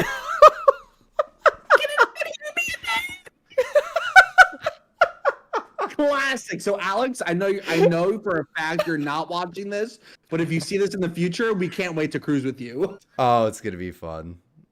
And then I have my friend from high school that's coming on the Glory with us too. That's awesome. Hey, Bro's we're gonna big old 2024 is gonna be redneck. one hell of a year. Big old redneck from North Georgia has never stepped on a cruise ship in his life, and he's going on the Carnival Glory with me and Justin. Especially on the Glory for like a Carnival cruise for 3 nights, he's gonna be shook. He's gonna be like, "What is this?" The funny thing is, he was like, "Oh, I want to do Carnival for like a short 3-night cruise." I'm like, "All right, like I can." Cool with Carnival. Like, I have nothing against Carnival. I love Carnival. Like, I know people have their opinions about it. I love Carnival, but I know for a fact if somebody's wanting to do a cheap 3-night Carnival cruise, for their first cruise, they may need to take a second cruise to get an idea of what else to expect. Do I want to go on Utopia of the Seas for 3 nights or Carnival Glory for 3 nights? Well, that's what else they were. He's It's like, a tough oh, decision. he goes, oh, my mom and dad were looking at the Utopia of the Seas. Like, is that a good one? I go, well, one, yes, that's a very good one, and I am not surprised that they're looking for $1,200 from you to go on that. Yep. Because he's like, oh yeah, they're like, you're gonna have to yeah. get your own room. I was like, bro, your parents suck. Making you get your own room, paying a solo rate. But Yeah, that's I was like, for yeah, its come on the cost glory with right us, buddy. there. Yeah, please. I mean, even if you pay $3,000, it's gonna be worth it. Me and Brandon on a cruise together, it gets a little crazy Trust sometimes. me, I've said with It's those fun. guys, they're the best. They're the best. We had a great time. We're hopefully doing it again. Here's the deal. If this, so I'm gonna put this here. If this video gets 1,000 likes, Brandon, I hope you can back me up. 1,000 likes. We'll Tyler's all four paying. Of us, All right, Yeah. I don't know about Hey, that, it's on. but make some if bot all accounts. four of us will do a live Cruising His Life podcast at Port Canaveral. There you go. That would be Like, cool. Honestly, I like that. But honestly, if this video gets 1 like, we will also do it. We're at Okay, 20, okay, so guys, hit the like button, guys. We'll do a live Cruising His Life podcast in the future, live from Port Canaveral. Maybe we can time it where the ships are leaving. There's an idea. I like that idea. There. I have videos to make when the ships are leaving. Oh, okay. Maybe not. Maybe That's before. true. But I've got my new tailgating tent that completely encloses Oh. itself. So we can do, Oh, like, I forgot about that. a pre-sail away cruise in our little house tent that I have now. I like that. I Little like house that idea, tent. guys. Hey, I have my I own like it, official I like business it. cards and everything now. I also have my own. I've Right. already given out my business cards to like 5 different people. Really? that I've got a couple. I'm in I've like the wine industry. So when I go to like different Publixes, check it out, baby. No, so the funniest thing, sorry to get off topic, but one of the ladies, she's an assistant grocery manager at one of my Publixes. So I go, she's like, oh, like, what are you up to? I said, oh, like, I'm going out of town, like, for the week to see Icon come in. She goes, oh, you post, like, cruise videos, right? I go, how the hell do you know about that? She goes, oh, I see your videos on what's it called? On YouTube. I go, are you sure it's me? She goes, yeah, Justin Hirsch Cruising, right? I said, oh my God. See, I do not reveal my Awesome. identity That's at awesome, work. buddy. Well, I didn't either. She just I'll knew. get my I guess boss. she Like, saw- I'll get my boss. Like, your boss. You going on another cruise? Well, actually, they already say that, but they don't know. They don't know if I skip out a day of work. They won't Right. know what I'm doing. told my boss, I said I need 3 days off to see the new Royal Caribbean ship comes in. He goes, oh, I don't know if we're gonna be able to approve it because you're taking a week off in a few weeks for the Epic cruise. I said, look, I'm not gonna be there regardless if you accept it or not. So like, Yeah, you I either ain't asking accept for the it day or you off. I'm don't. telling you, I'm not gonna be here. Right, I'm telling you right now, I'm not gonna be here. Exactly. That's funny. So I gave her her name's Amanda. I gave her my business card. I said, just look me up. She goes, oh, I already know all your social media platforms. I said, Jesus. I thought, oh my God. That's awesome. Funny. Classic. You know, I've had that happen many times. I was on a cruise. I'm not sure, Jerry. Have you ever had that happen where someone goes, "Oh, are you Jerry Pike?" Has that ever happened to you? Yes, or... that's unfortunately happened to me. It That was has. embarrassing. There was like, oh, somebody knows me, and I was like, I had no idea who they Was were. it me? Was it me? Was I like, oh my Oh, word? I- yeah. When I was on- 2021. When I was Someone on did that Norwegian to me. Bliss, we were getting off the ship. We had just docked in Cartagena. Like I'm like in my tour group, like following a line, and this guy like walked up to me as we were still walking, like we were getting off the ship. So I'm in like this big group, like with my family, and some guy like walks up to me and goes, "Oh, are you Brandon?" I go, "Yeah." When I did, And then that was it. Like he just froze. He's like, I watched your videos. I'm like, oh, cool. Like that's awesome. Like thanks for watching. He goes, yeah. when I was on Oasis, It's like, oh my God. It's the first time I had ever been approached on a cruise, and it was the most awkward. I love when people approach me. It's such a I cool loved it. feeling. But it was just like so Yeah. funny that my first ever time being approached on a cruise, it was just the most awkward thing ever. yeah, when I was But you- when I was on Oasis 2 years ago, was it 2024 now? Yeah, 2 years ago. I'm walking. We had left Miami the day before. We're in Coco Cay, and I'm walking through the Windjammer, like right when we pulled into Coco Cay, right after we docked. And there's like 3 or 4 people sitting at this table in the Windjammer, and they're like looking at me as I'm walking by. I'm like, what are these people doing? Like, don't look at me. I walk by them giving like the stank face. I'm like, who the hell are you guys? So I walk by them, and as like I'm already have my back to them, and they go, one of the guys goes, "Oh, that's Justin Hirsch. He posts videos on YouTube." So I heard it as I walked by. So I go, "Hello." So I look at them, and he goes, "Oh, you're Justin Hirsch, right?" I said, "Yup." And he goes, "Oh my God, we love your videos." I'm like, "All right, well, next time I see you, don't be so freaking awkward about it. Don't be like talking to yourselves as I'm walking. Don't like stare at me like this." I'm sure you guys like, can, just say you hi. can see it. When we were on Allure, oh my word, the amount of people who came up to me were like, "Oh, hey, YouTube guy." I'm like, "Oh my." That was The funny, we got approached more. I don't think anybody on the Allure actually knew who we were, but we got approached on the Allure asking what we were doing more than I have ever been approached before, even at Canaveral. Crazy. People are nosy in Canaveral. When you have 4 different people walking around with video cameras, people tend to be a little curious. Are you I think Mr. it's crazy Beast? about that. Yeah, exactly. Yeah, No. Oh, see, Well, we had exactly, we had a group of ladies in the elevator that one night that were like, "What do you got all those cameras for?" Goodness That was. Yeah, That was a great I story. still don't remember that So that's night. our story, I though. know you don't. Yeah, that's our story there. Oh. But no, I remember Classic. one time we were at the port. This is the funny story. We're back to Port Canaveral. This is the funniest story here. This is, I think, the funniest Port Canaveral story. Remember, we were just spotting with it was Caleb and Jerry. I think you were there for that one too. It was all 5 of us there, right? The Canaveral squad here, right? We were there shift spotting. Some lady was it the lady who drives up? Oh yeah. What are you filming? Oh, the rocket launch. Oh no, she said, "Oh, you're doing the rocket launch, or whatever." And we're like, "No, we're filming the cruise ship." She goes, "Ha ha ha ha ha," and drives away. We're like, "Whoa." That's the funniest story I've proceeds ever to had. laugh. That's always their first response. "Oh, are you guys watching the rocket launch?" Yes, that's Like, I always have it. no idea. I'm watching the cruise ships come out. Bro, I don't know everybody- the rocket launch. Everybody was coming up to me on Sunday like, "Oh, do you know what time the launch is?" I'm like, "Bro, I know I have a giant DSLR on a tripod, on a beefy tripod here, but like I don't know I'm here to see the ship, buddy. That's funny. Like this is a bonus." My camera is facing west. The rocket launch takes place north. I have no idea what's going on. If all of a sudden a rocket starts taking off, that's great. But like, I was not here for that. That's funny, yes. Got great stories. We love meeting you folks in the open. It's fun. Again, it's always great meeting you at the port. It's fun. Yeah, absolutely. So if you ever see us at the port, don't be afraid to come up and say, Yes. "Hey, I know you from YouTube." We'll say, "Hey, how's it going?" Shake your hand, all that stuff. Our story may be shared on a future autograph? podcast. Give me an autograph too. Even though I don't think any. I've never signed an autograph. Yeah, I've never. I know my regular face looks like I'm really mad because I just sit there like this. But I promise I'm a very nice person. Yeah. I just have One a of the rest. nicest guys I know. Great guy. I hate to use this kind of language, so I apologize if there's any kids in this chat. But like, I have resting bitch face. So honestly, same. I'm glad you said it, not me. But like, I honestly like I get that a lot. Like people seem like so afraid sometimes. Like I'm like one of those people. Like I don't go up and approach people 90% of the time. I'm just not. I don't know. It's like an anxiety thing of me. Like I don't approach people out in the open. Yeah. But if they approach me, I am like one of the most friendly. Like I will talk to them all day long.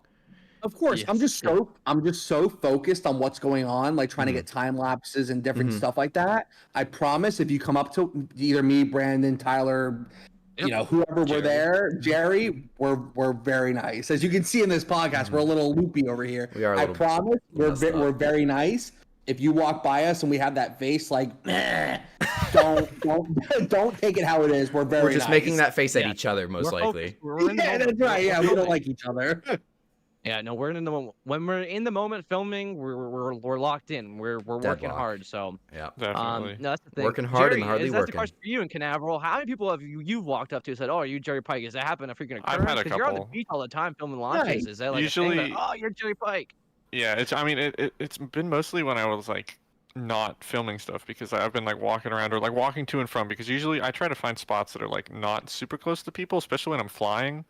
I like don't want to get near people just because people interrupt me and it's like really I'm trying to focus and like That was the worst especially part about that. flying a drone was instantly people are. You get What are you flagged with people, filming? Oh, is that a drone? What are you doing? I had some. What is that? I had some guy. I was in Miami, probably 2024 now? Probably 6 years ago. It was like a regular like Symphony, Carnival Glory, Victor, whatever. Yeah. And I'm with a friend from college, and we're sitting there waiting for the first ship to come out. And I got the drone on the like where the park is, South Point, like there's that like little pathway. I got the drone sitting there, and some guy comes up to me. He's like, "Oh, is that a drone?" First of all, I'm like, "Do you see it sitting there?" Like, I don't know what else. It's not a helicopter. It's an Apache helicopter, so my guy. He goes, "Oh, you're the one that films all the boats coming out of Miami." And first of all, I'm thinking like, first of all, it's a ship. It's not a boat. So I'm like, you can ship a boat, but you can't boat a ship.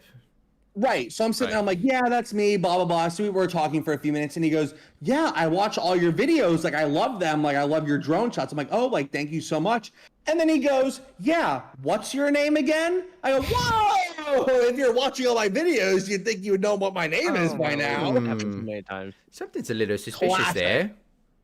Some of the guys I'm on a cruise, I love your videos. I go, okay, what do you like enjoy watching about them? And he goes, I love your videos. I'm like, yeah, he doesn't watch my videos. He's just he's he's got no idea. I had one guy, I was working at Port Canaveral for like intercruises, and I'm sitting in the elevator with some lady in my wheelchair, and this guy is standing next to me in the elevator, staring at me like this. And I look over to him, and he goes, "Oh, are you Justin?" I said, "Yes." He goes, "Oh, I love your videos." I go, "Thanks. Just don't stare at me like that." I think most of the time it feels like they're trying to like picture your face, and they're like comparing it in their head, and they give you like the really awkward stare as they're like trying to picture it in their head, and you have to stare right at their face to see if it's that matches the image that they have in their head. I get on whatever the boarding deck is on like whatever where that main like 6, 7, whatever it is. Yeah. I get on there. The guy gets on the next deck up, and we go all the way up to 16, and the guy's just staring at me. I'm like, please don't stare at me like that. Like, please, it's so weird. That's funny. So funny. In the elevator, I'm like, yeah, that's me. That's funny, awesome. Man. I've had that happen many times too on cruises. People are like, "Are you Tyler?" I had a lady. This is why the funniest story here. I was on the Mariner Seas. It was the cruise before Jerry, the crazy cruise. Oh my word, what a cruise that was, right? But anyhow, this is kind of funny here. So I was out there, I was filming, we had a medical emergency, the second one during that cruise here. I was filming the Coast Guard coming in the person. I was filming it here. I wrapped up my filming, I'm about to walk away. This lady goes, "Hey, I see you doing the YouTube video stuff." She started saying, "Oh, what's your channel name?" I didn't mention my channel name at that point in time, but she's like, "Oh, I do like, videos, stuff with cruise ships." Just like kind of, I didn't give her a lot of detail. She goes, "Oh, I used to watch this one kid on YouTube. He's the pilot guy." And I was like, that's me. That's me. Oh my word, it is you. I was like, and the thing is, the pilot guy, because no one else on YouTube films pilots like me, which is kind of interesting here. But yeah, no, it's funny. It's always meeting people. It's always interesting. I always enjoy it because it kind of makes you feel like, because sometimes when you're doing YouTube, you feel like, oh, I'm just doing it for myself, doing it for my neighbor. But no, you're touching people around the world, which is so amazing to see, and we don't really notice it, but it happens.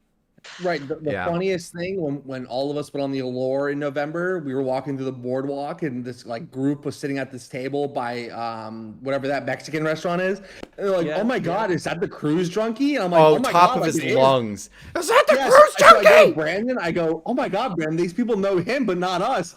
I know. And you walk up to them, it was like your family members. I'm like, I have no idea. I'm like, yeah, of course. I remember. They already knew you. It was a close professional contact. Yeah.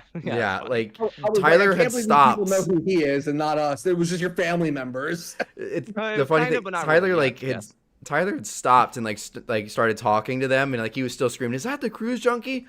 And I looked at Justin, and again, language is a little different on this podcast tonight, but I literally looked at Justin and literally go, "How the hell do they know him but not us? We have like 4 times the following of him." I have no idea. I don't know. Not in a bad way. It was more of just like a funny thing. Like, how? Yeah, the same guy going on here. We've been on board for like an hour. Was it the same guy who was like, "Everyone, the cruise junkie is here"? Yeah, him. He was screaming. He was screaming on the boardwalk. Everyone was looking. Like it was echoing through the boardwalk, the whole area. It was so funny. That was a classic moment. That was a classic moment because that's when we got those Jack and Cokes from Mario, and I think he drugged us. I think someone drugged us the whole cruise. We got a double. If you're on Allure of the Seas anytime soon, speaking of Port Canaveral, if you're on Allure of the Seas anytime soon, and there's a guy named Mario, I think an Indian guy named Mario at the Sabre Boardwalk Yes. bar. Do not get a drink from him. There was also a lady. We were on the floor within minutes. That's right. There's also a lady at the bar on the pool deck, but up on 16, like that deck above where the pools are. Yeah. I don't remember her name, but she's from Russia, and I think she drugged me as well. Because I think for context, we're not actually getting drugged or drugged. Yes, I was watching one of my videos the other day. Comedy. This is comedy. And apparently, I was talking to some lady who was getting married. Oh, I remember this. I'm like thinking to myself, I'm like, when was this? And I'm like watching my video. I go, I don't remember this at all. And apparently, I was talking to some lady who was getting married, and I bought her a drink. I don't know, Rachel, if you're watching, I'm so sorry. I was so drunk. I don't know what was going on. I promise I didn't do anything. I was there to witness it all. You have nothing to worry about. All there to witness. Bro's got no game. Where you been, man? So drunk. I just said, yeah, I'll buy you a drink because I want to. It was drinking. What happened was they saw us walking by and they like stopped us, and they were like playing some sort of like game. It must have been like their bachelorette party or something like that for the weekend. Yeah. And so they're like, it was like a little game, and they're like, "Oh, will you do this or buy a drink?" And he goes, "Well, I'll do it." I think the dare was like, "Oh, go pee in the guy's bathroom." He's like, "Well, I do that every day." So right. So the dare was pee in the men's restroom. I literally look at it. I go, "Well, I already pee in the men's restroom, so why don't I just buy you a drink?" Classic. I think it was meant for like a woman, but like it actually happened. You can't make it up. I was there to witness it all. Zach Cruz was unbelievable. That was so much fun. Bro literally said, "Oh, I pee there every day." We gotta do it again. I'll just buy you a drink instead. Carry on there. Yeah, the next one definitely. I'll have to go. Man. Yeah. If we can figure out, if you can figure out rates and times for the Utopia coming up, I might want to try. I'm gonna see who. Expensive. That's the thing. I need 5 days to be diamond before star. So if you want to book a 5-night on Voyager, I'm in. I don't have the money for it. I'm diamond already. When we go on Liberty, I get free drinks, so we're gonna take advantage of it. Yes, let's go.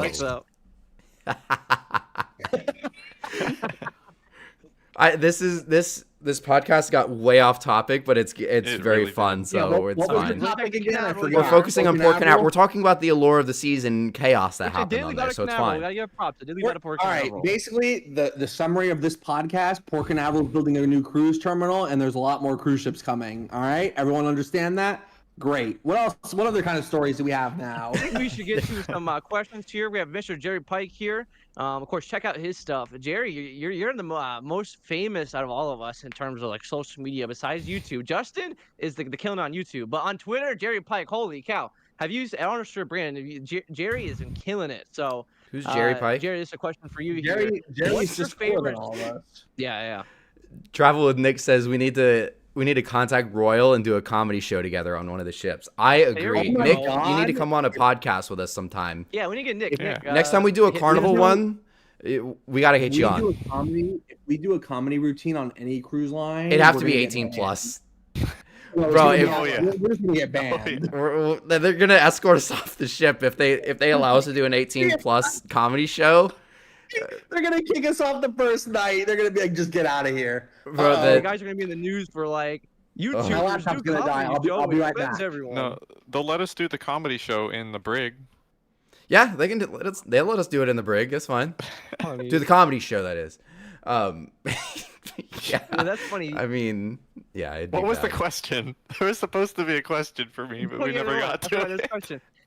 Jerry, what's your this is a question. I'll ask everyone this. Well, Justin, he's busy doing something right now. But your favorite spot besides Jetty Park to take pictures of ships? Like when you're going there, if you were, this is a question I get asked a lot. Where do you recommend the best spots to take photos? What's your go-to non-Jetty Park spot to take photos? South Point Park in Miami. Actually, no. Point of America in Canaveral. This is a in Port Canaveral. Podcast. If you're talking strictly free, I mean, the boat ramp is like kind of like Jetty Park. It's very similar in the views that you'll get from it. That's the hurricane backup spot. It really is. That, and then if you're looking to get stuff in the back terminal, the that little grass like viewing park next to Gators. Yeah. Is the best spot for the stuff in the back terminal, and especially the SpaceX stuff at Cargo Pier 5. Yeah, any type of that stuff is right at the that little grass viewing lot next to Gators, or just the Gators parking lot, which they have signs that they don't want you to park there and take pictures, but everybody does it anyways. So I know, it's kind of funny. But yeah, there's like a lot designated for that, like right next to it, which I think if they renovate that area, that's not coming back, which will be unfortunate. That's a bummer. I love that air spot. Cruising Mobley asked if any of us have sailed on MSC. I don't think so. Jerry, have you sailed on MSC? I have not. No. I want to. So I was looking earlier. Yeah. I think 2024 might be finally the year. My issue with MSC is I want to try them so bad, but I've been so focused on going. I keep going on these Royal Caribbean cruises or these random I keep booking random other things. I'll get so sidetracked, and when I tell you cruises get booked like that, that's literally how fast it happens. No kidding. I'm not allowed to call Justin anymore. I'm not allowed to. Yeah, Brandon, I'm blocking your number. Every time you call me, we book. When you called me last time, we booked like 3 different cruises. How does that happen? Okay, well, I can tell you how 2 of those got booked. It's because we weren't paying attention. I tell you, so another funny story. So with Celebration Key coming from Carnival Cruise Line, I am so excited to visit that island. That looks so cool. But what happens with that one is I was literally making a video for it, and then like just to get like some additional like time frame when it's gonna open up, I like pulled up the Carnival website. I start looking. I was like, wow, these cruises are cheap. And then all of a sudden I call Justin. I'm like, bro, these are some cheap cruises. Like, you want to hop on the Glory? I know that would be my 5th time on the Glory, but like we should hop on the Glory and go to Celebration Key. So again, it happened like that fast. Within minutes, we had the Glory booked. The moment I clicked submit payment on that deposit, you want to go on it? Yeah, literally. But the moment I clicked submit and paid that deposit for the Glory, we go, crap! The Freedom is doing the same thing that same weekend. It's even cheaper. And so what does Justin say? Oh, well, do you want to just go on the Freedom 2 weeks later? Yeah. So not only did we book the Glory and the Freedom within weeks of each other, but we also we have starved the seas in between those 2. We have 3 cruises within 6 weeks. We go on Glory for like 3 nights, then we go on Star like 2 weeks later, and then like a week and a half after that we go on Freedom. Oh, it's gonna be so bad. Glory. It's so bad. That's funny. Oh my, it's terrible. It's terrible. I have to ask Mitch Hirsch for a cruise fund here. You might have to ask Mitch for me. He might have to pay some of mine too. Or you guys gotta be going Luckily, these are cheap cruises, bro. I tell you, we got such a good deal on our Liberty cruise coming up in March. I got a gift card, just a random gift card for Royal Caribbean for Christmas. I ended up paying $60 is what I paid for my Liberty cruise. Oh my God. You guys want to hear? I know it's not Port Canaveral related. So my parents had no idea. They only thought I had like 2 cruises booked. But apparently they didn't know I had like 10 cruises booked. So of course we're not kidding. 10. Brandon to like figure something out, and he goes, "Oh, do you have my reservation for this, and this?" My mom goes, "No." So she goes, just come down here. So she goes, "Oh, Brandon said you had a cruise booked on Oasis." I go, "Oh, is that all he said?" She goes, "Yeah." I go, "Well, now that we're on the topic, I also have this, and this." So she's going through the cruises. So our Liberty cruise, we just had to pay off the other day. So she goes, "Oh, all right, let's do it real quick." I said, "All right." So I'm standing right over here. So she goes, "Oh, okay. Brandon owes $63, whatever it is, because he had the gift cards." I'm like, "Oh, that's great." And then she goes, "Oh yeah, and you owe $200 and something." I go, well, don't worry about that. Just pay the cruise and don't worry about how much I owe. Oh, it's so funny.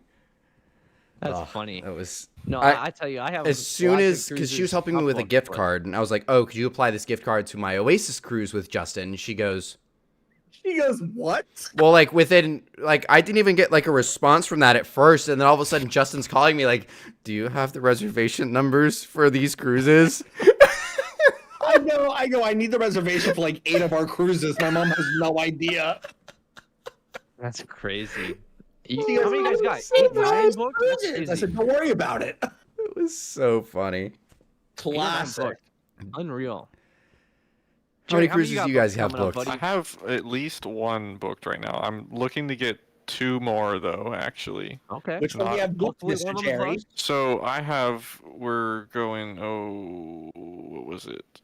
Wonder, I think, next year. And then Nice. we're looking for what I need to get back with the agent on this. It is looking at really good rates on Utopia in September of this year.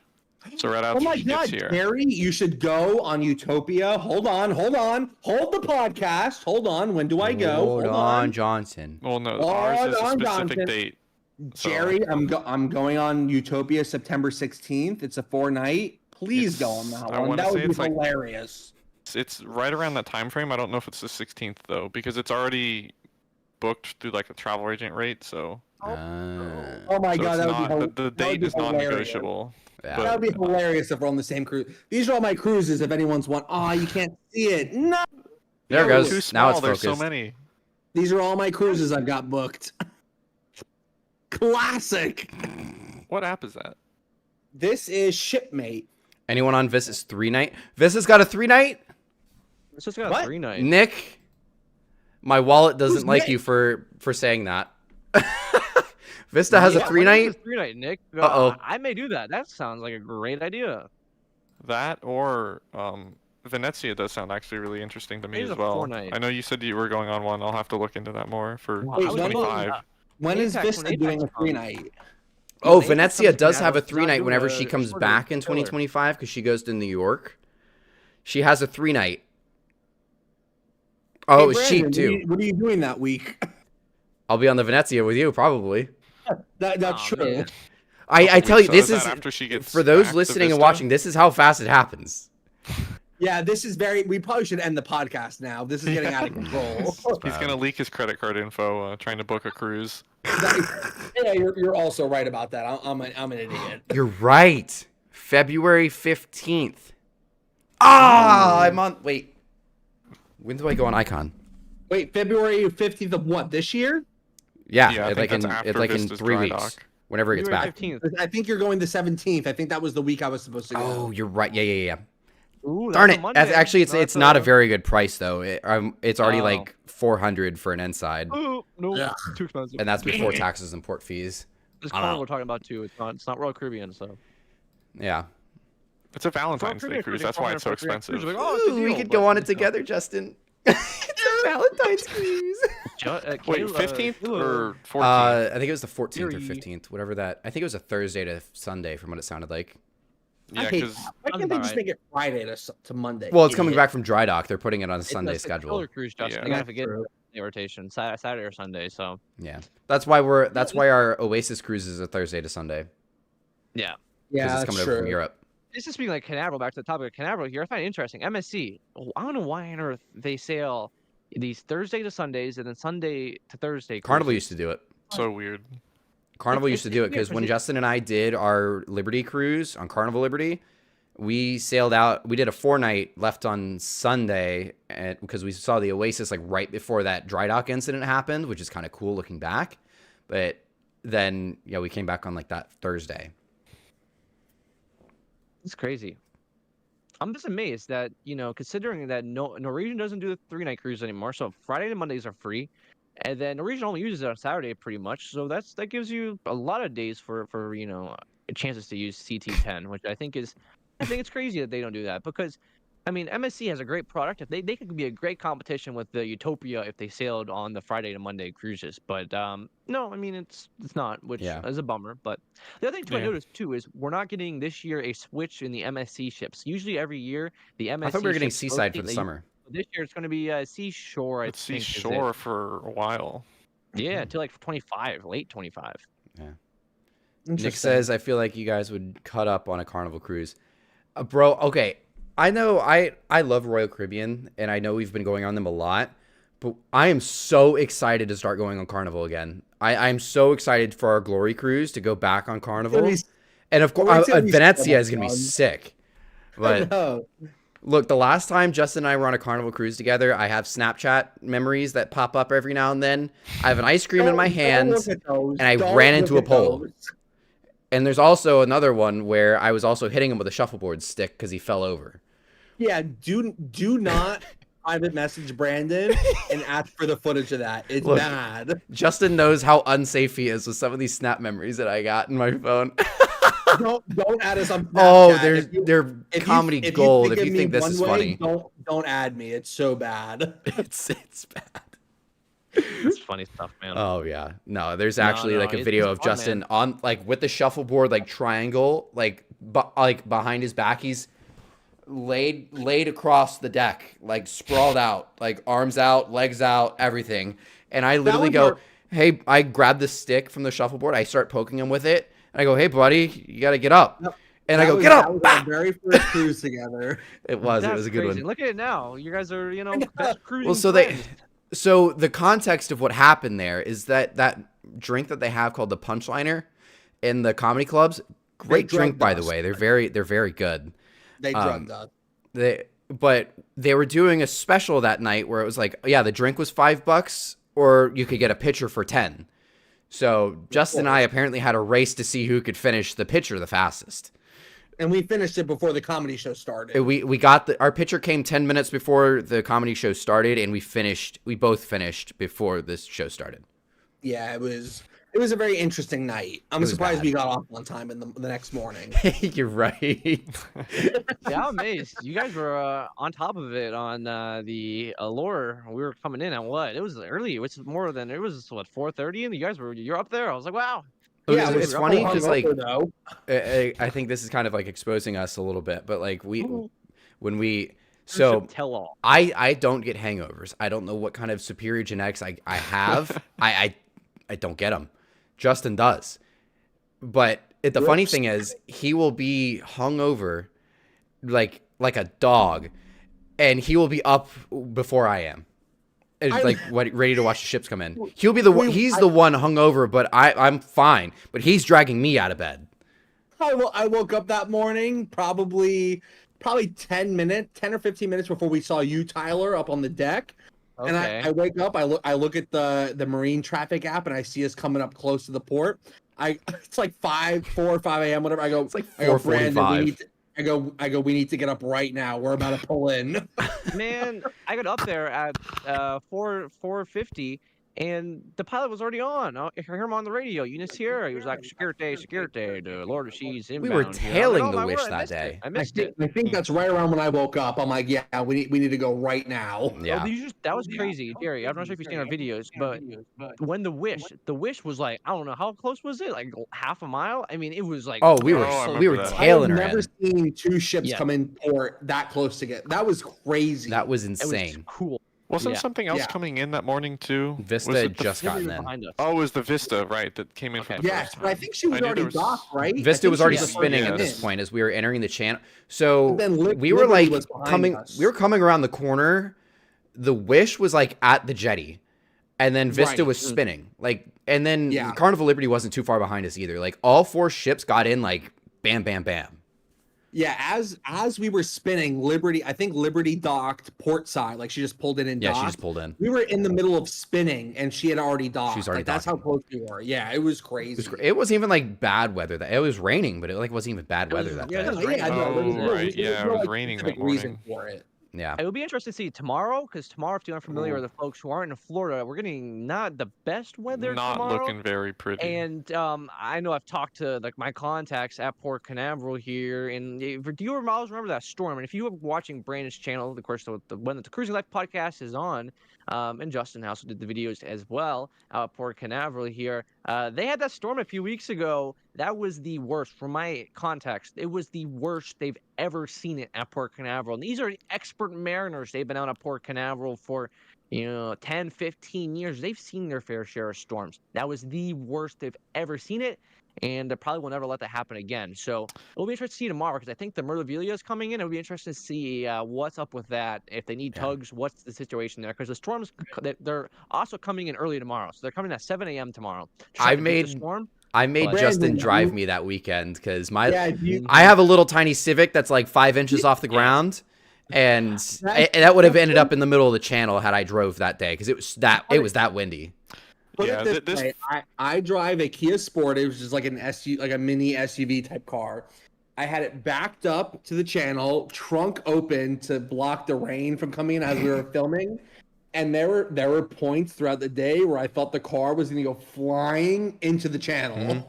That's how strong the wind was that day. Go ahead, Jerry. Yeah, no, that one storm that I think you're referencing, the one that they had like the deck chairs flying off the Independence and whatnot. I remember that one too. That was another one, yeah. Oh, okay, that's a different year because that was more of a pop-up, like just kind of squall that nobody really expected. This storm has been forecasted for days to be, coming in and whipping up Florida, right? Yeah. And that's, obviously why the Icon was delayed a day because of this storm. Right. They don't want it docked in Miami in significant winds because that's the worst place you could be, right? Yeah, that storm that you're talking about blew up over at I-95. Yeah. Moved over the port, almost sank the Independence of the Seas, and then just went somewhere else. Bro, I swear it's funny enough. That was actually the day I met Jerry too. That was funny. I hit his car because I would have gotten blown over by like the sudden 50-mile-an-hour winds. It just came whipping through. It came out of nowhere. Yeah, that literally was completely unexpected. Liberty was passing, it was right in front of us. I was doing that one shot that I get where I'm panning across. And then I look over and Independence is midway through its turn. So it's sideways with the channel. And all of a sudden, I go, I can't see the Disney Wish anymore. And then not 10 seconds later, the Independence was literally at almost a 20-degree pitch. Tyler's holding up a ship model. She was pitched like that. Yeah.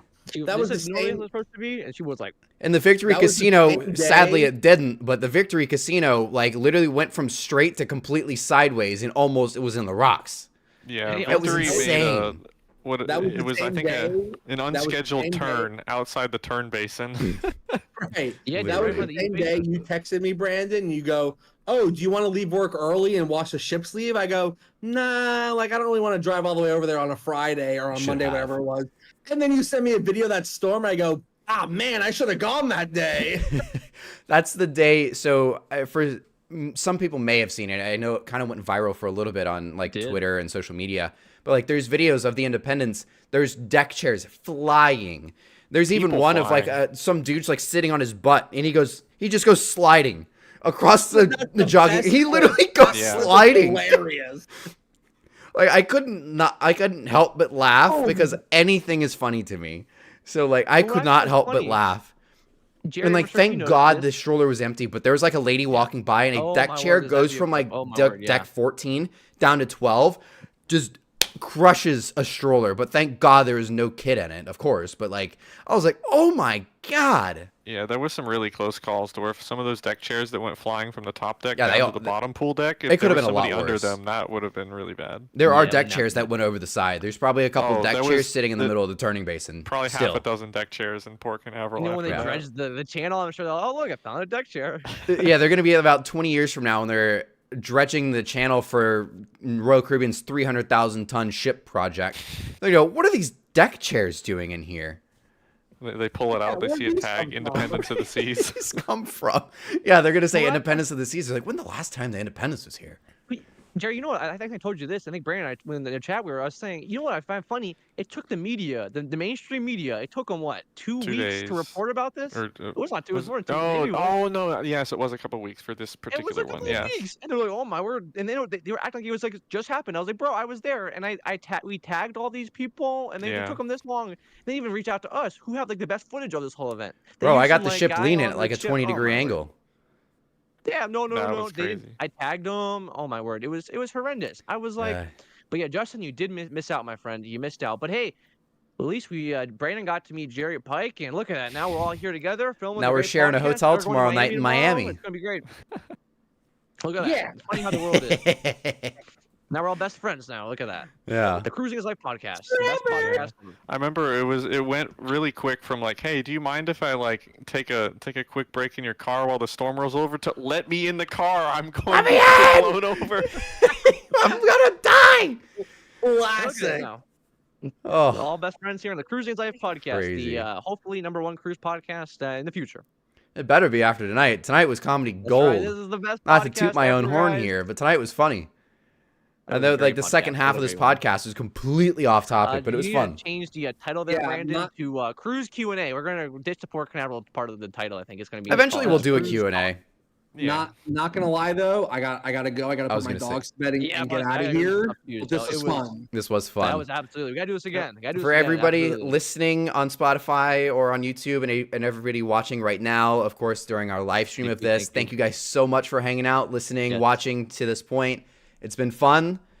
Jerry, I'll see you tomorrow for Icon of the Seas. Right. So For much watching that.